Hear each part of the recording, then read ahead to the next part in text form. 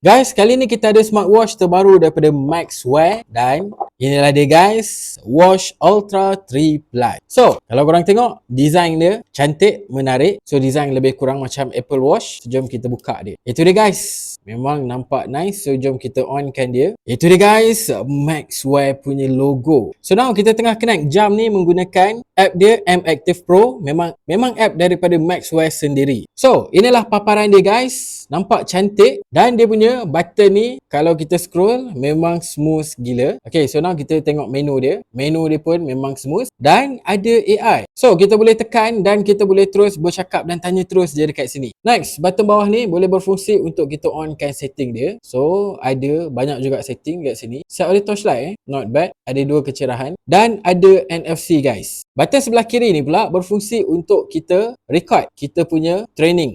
So, kalau kita nak pergi indoor running, outdoor running, indoor bike dan sebagainya, kita boleh tekan record terus lah dekat sini guys. So now jom kita pasang dia punya tali dia. Okay, boleh slide smoothly. Dan itulah dia guys, kita dah pun siap pasang tali. Memang nampak cantik gila, warna cantik, device cantik, pakai wireless charging. Dan dia juga ada bagi casing untuk kita pasang dekat kita punya jam. So itulah dia guys, nampak cantik. Dan yang lagi best, dia juga support notification daripada WhatsApp, ada NFC, boleh translate terus dan ada GPS. Tapi kena connect dengan phone lah guys, dan juga chat GPT. So kalau korang tengah mencari smartwatch, korang memang kena check out smartwatch Ultra 3 Plus ni. Check out dekat beg kuning kat bawah.